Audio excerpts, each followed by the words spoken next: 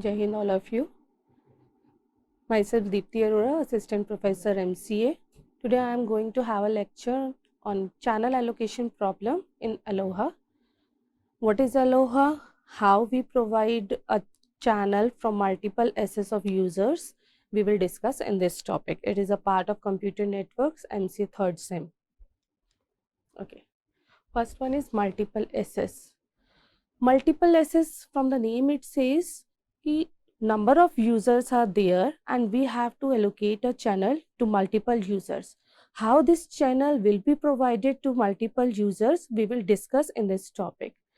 So here we have data link layer. At physical layer of OSI model, we have a transmission medium, proper transmission medium where raw bits are transmitted. In the data link layer, a frame is to be transmitted. So how this frame is transmitted from one station to another, or from one host to another, this would be discussed here. The data link layer is divided into two sub-layers. The first one is known as data link control layer and the second one is known as multiple SS resolution. We also called it as medium SS control. Medium means the transmission medium through which we have to transfer the data. SS, to whom we provide the SS to that medium, and how that will be provided is controlled by this medium SS layer. In data link control layer, we provide the logical link controls. For the example, the error controls, the flow control, error control, like how the bits are transmitted. If there is a 1 bit, maybe it has transmitted to 0, or if it is a 0 bit, it gets transmitted to 1. So to stop this error, the work is sent to the data link control layer. Next one, multiple SS controls. In the medium SS resolution, medium SS control layer, we have some protocols that help us to allocate the channel to different stations. In multiple SS protocols, we have different protocols. One is random access protocol, controlled access protocols, and channelization protocols. In random access protocols, we have ALOHA. This is a technique of how we are allocating a channel to multiple stations. We will discuss ALOHA here. Rest we will discuss in the next series. Okay, random access. From the name it is determining, random means automatically a generated number. Any number, it can be from 0 to any integer. So randomly how a data is, how a channel is using the how a station is using a channel is to be represented here. Randomly it can choose or send a data. A station may choose. In random access method, a station randomly chooses how it wants to transmit the data, uses a channel. In random access or contention method, no station is superior to another station and none is assigned the control over the another. There are many stations in a channel. Each station is no superior to any another station. For example, if we are having this transmission medium and these are the stations over this medium. For example, this is station A, this is B, this is C, and this one is D. This is a simple channel. It may be a fiber optics, it may be a coaxial cable, it may be a twisted pair cable, any wired medium it can be. Now the station A wants to send the data to station B. So randomly it will choose, and as soon as the data is generated, it will send the data to the transmission line. Randomly it will transmit. But no station is superior to any other station. Each station has its own priority, has its own SS over the medium. At each instance, a station that has data to send uses a procedure defined by the protocol to make the decision on whether or not to send the data. At each amount of time, as each station has its own priority. How it uses its priority? It uses a procedure or defined by the protocol. Protocol is defined, it has rules and regulations in it. By using that rules and regulation, each station can transmit its own data. The decision depends upon the state of the medium. Now, what will be the state of medium? There will be two states of the medium, idle or busy. It may be idle or it may be busy. If it is idle, then it can transmit the data. If it's busy, then we'll wait for some time and then try to retransmit the data. The two features of this method are, first, there is no scheduled time for a station to transmit. No scheduled time. That is, randomly it can transmit as soon as the data is generated. As soon as the data is generated, the station can transmit the data over the medium. The transmission is random among the station, that's why it is known as random access. Secondly, no rules are specified which station should send next. For example, if A is sending its data here over the medium. Now C wants to send the data. As soon as C's data is ready, it will transfer the data over the medium. So no rules are specified. So which station should send next? Anybody can send the data over the medium. But remember, if two data are propagating on the same medium, then they will be collided and the data will get garbled. So stations compete with another to assess the medium. Stations will compete who will send the data, which one get the access, then that station will pass on the data over the medium. That's why this method is also known as contention method. Okay. In random access method, each station has the right to the medium being controlled by another station. However, if more than one station tries to send, they will compete among the stations. Then the access conflict collision and the frames will either be destroyed or modified, or they will get garbled. That means if one station tries to access the medium, another station at the same time tries to transmit the data, then the data will get destroyed or it will get modified. So what to do to avoid access conflict or to resolve this problem? We need a procedure that answers the following questions. What will be the procedure? When can the station access the medium? At what time the station can access the medium so the data that it will be going to transmit does not get garbled, does not get collapse? What can the station do if the medium is busy? If the medium is busy, means one station is sending the data at that time. What should the station will do, whether it will wait or it will transmit the data? How can the station determine the success or failure of the transmission? How can a station determine whether it has transmitted the data to another station successfully or the data has got failed? It doesn't transmit it. When can the station, what can the station do if there is an access conflict? Access conflict means at the same time station A also tries to send the data and station C also tries to send the data. So there is an access conflict. Who will access the station? Who will access the medium first? Station A or station C? These are the four questions, whether or not they will be fulfilled. When the answer will be, we will get the answer of all these questions, then the data can be transmitted. ALOHA. ALOHA is the earliest random access method. This is the random method and this is the earliest random access method through which the station can transmit the data. It was developed by the University of Hawaii in early 1970s. It was designed for the radio or wireless LAN first, but it can be used for the shared medium also. It is purposely designed for the wireless LAN, but it can also be used for wired LAN now and can be used among the shared medium. In it, the medium is shared between the stations. When the station sends the data, another station may attempt to do the same. The data from the two stations collide and become garbled. Means in this, a medium is shared, a transmission medium. It can be a twisted pair cable, coaxial cable, fiber optics, any medium it can be. When the station tries to send the data over this medium, another station also tries to send the data over the same medium at the same time. Now what will happen? When two stations at the same time try to send the data, they will get collide and the data become garbled. Here two techniques of ALOHA are there. First one is pure ALOHA and next one is slotted ALOHA.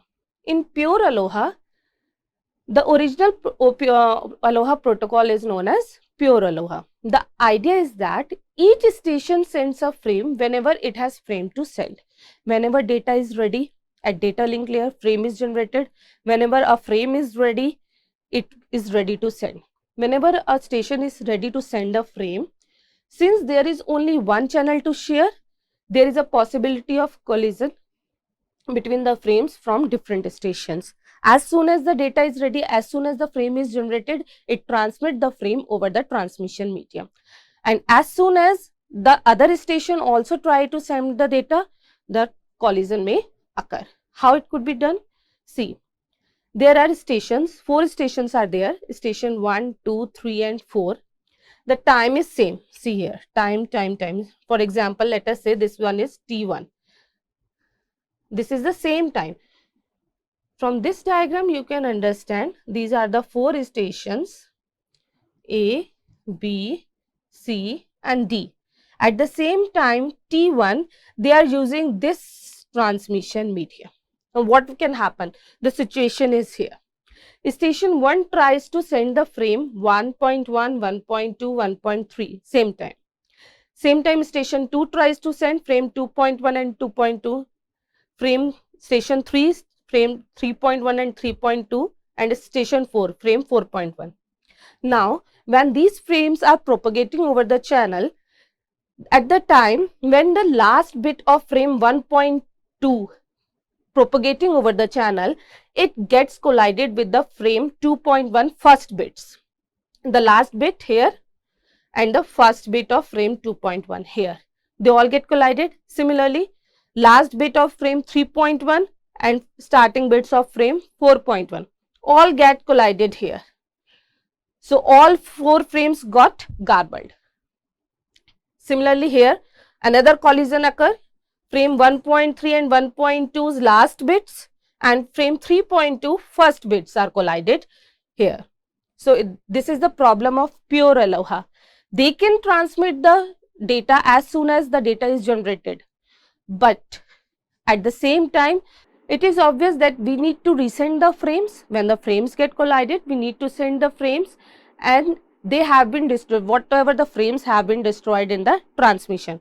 For example, the frame 1.1 is arrived at the destination securely, but all other frames that are collided during the transmission needs to be retransmitted. We have to resend these frames. The pure ALOHA protocol relies on the acknowledgements from the receiver. That is, the acknowledgement frame from the receiver will tell whether the frame has transmitted or whether the frame has received by the receiver or not. When a station sends a frame, it expects that receiver to send an acknowledgement. If the acknowledgement does not arrive after a timeout period, a fixed time period is there. If at that period acknowledgement is not received by the sender, then the station assumes that the frame has been destroyed. So, what it does? It tries to resend the frame. A collision involves 2 or more stations. 2 or more stations when try to transmit the data at the same time, a collision will occur. If all these stations try to resend these frames after the same amount of time, what will happen?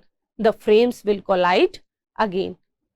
So, what does pure ALOHA defines?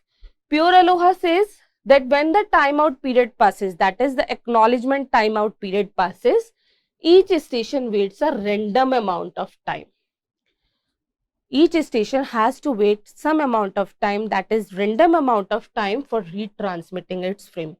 That is, when the frame gets collided, it not at the same time it will transmit the frame. It will stop for some random amount of time and then retransmit the frame. Why it is telling to stop for some random amount of time?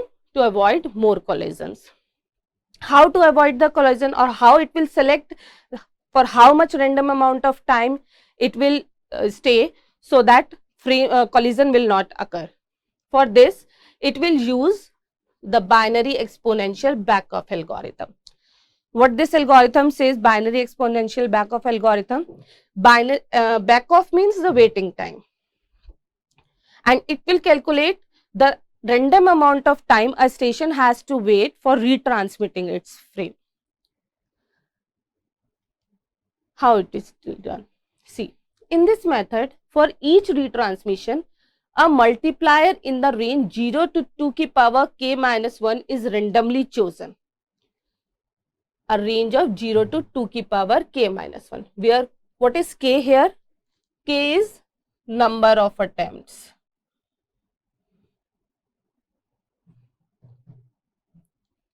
Number of attempts a station will make to transmit the frame. And remember, k is not greater than 15. It must be less than equal to 15. Yani number of attempts a station can make to retransmit a frame is 15. After 15, it will stop for some time and then try to resend the frame. Now, it is multiplied by the maximum propagation time to find the time Tb. Now, what is Tb and what is Tp? Tp is the propagation time. How we will find out the propagation time? For example, there are stations. If A tries to send a frame to D, it will transmit the data to D. The amount of time it requires to send the data to D, and thus acknowledgement is sent by the D. So, this is the propagation time. The amount of time A requires to send the data to the D, this is the propagation time, that is Tp. And what is Tb? It is the back off time, that is amount of waiting time, which depends upon the implementation. A random value that normally depends upon k, and what is k? Number of attempts. So, we have to calculate here Tb. How we will calculate? It will be calculated by 0 to 2 की power k minus 1, that is the random value we will generate here. How we will generate? See, for example, we are having a station A and a station B here. Station A wants to send the data to B over this transmission medium. Now, when the station A tries to send the data to B, here is a station C, it also transmits the data to B and the data gets garbled here and collided. Now, A has to wait for some amount of time and C has to wait for some amount of time. For how much amount of time the both will wait? Now, we will use this 0 to 2 की power k minus 1. So, we have to make a set here for A and for C. For how much amount of time they have to wait, and then they will try to retransmit the frame. So, 0 to 2 की power 1. So, first we will take k is equal to 0. That means number of attempts they had made to retransmit the frame is 0 first. So, by putting 2 की power k minus 1 Tb equals to 0 into 2 की power k minus 1, here k is 0. So, for A it will be 0. So, in set we will have 0 here. Now, again for C, Tb equals to, again C has also made a another attempt to retransmit the frame. So, its time will be 0. So, 0 into 2 की power k minus 1, again 0 into 2 की power 0 minus 1, it will be 0 into any number, it will be 0. So, for C it will also 0. Now, number of attempts now k is making is 0 plus 1, that is now it will be 1. Now, for A, waiting time is Tb equals to 1, that is the number of attempt, into 2 की power k minus 1. Again 1 into 2 की power 1 minus 1, 1 into 2 की power 1 is 2, 2 minus 1, 1, it will be 1. Similarly, this will be for C also, same. So, here we will in the set we are having 1 and so on. We can calculate like this and so on. If it is successful in transmitting in this time, then it will be good, the frame get transmitted. But in case at this time also the frame got not transmitted, what could happen? For A and for C, what could be the chances? CA could wait a 0 amount of time, that means A will not wait for frame to retransmit. Similarly, C will also not wait and retransmit the frame. What will happen? Again the collision happen. If it chooses 1 unit, chooses 1 unit, that means 1 microsecond or 1 second to retransmit the frame. Similarly, C also chooses 1 second, it waits for 1 second and then retransmit the frame. Again what will happen? Collision occurs. In what condition the collision would not occur? When the A chooses 0 amount of time, that means it will send the data frame soon after the data gets collided, and C chooses 1. In this condition, the data frame does not get collapse. Similarly, if A chooses 1 and C chooses 0, that means in this condition, when the waiting time is differ in both for both the stations, then the data will get transmitted securely. Otherwise, in this case and this case also, the data gets collided. So, the Beckhoff algorithm tells this, that the waiting amount of time should be 0 to 2k power k minus 1. As soon as the data get transmitted successfully, it will stop the sending the data. Otherwise, it will then recalculate the random amount of time and then retransmit the frame. If it is a case of slots, then the number of slots get doubled at each transmission time. Next one is slotted ALOHA. In slotted ALOHA, the time is divided into slots. Slot 1, 2, 3, 4, 5 and so on, according to the time duration. For example, the minimum frame size is 512 bytes. So, the random amount of time, the amount of time required to transmit this much amount of frame should be 1 microsecond or 1 second. It depends upon the allocation of channel, how much length of cable is there, what is the bandwidth of the channel. Accordingly, we divide the slots here. After dividing the slot, now the station can transmit the data in the slot only, not between the slot. If station 1 tries to send the data over the same medium, that is, we are having a single channel, number of stations are allocated to this channel, A, B, C, D, or we can say 1, 2, 3, 4. Now the station 1 tries to send the frame, it will choose a slot. Here the station 1 chooses a slot 1 to send the frame 1.1. Now if it wants to send the another frame, it cannot send it between the slot 2. Whenever the next slot arrive, then it will be able to send the data frame in that slot only. Between the slot, any other station will not be able to send the data. For example, here in slot 3, station 1 also chooses to send the frame and station 3 also chooses to send the frame at the same amount of time and chooses the same slot 3.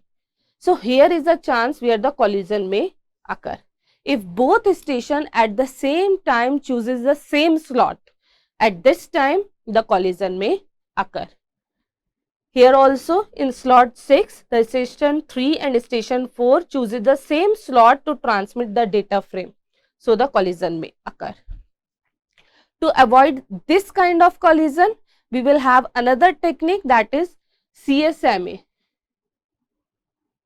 that is Carrier Sense Multiple Access. That is, in that the station will continuously sense the channel to transmit the data. That we will discuss in our next lecture. Thank you.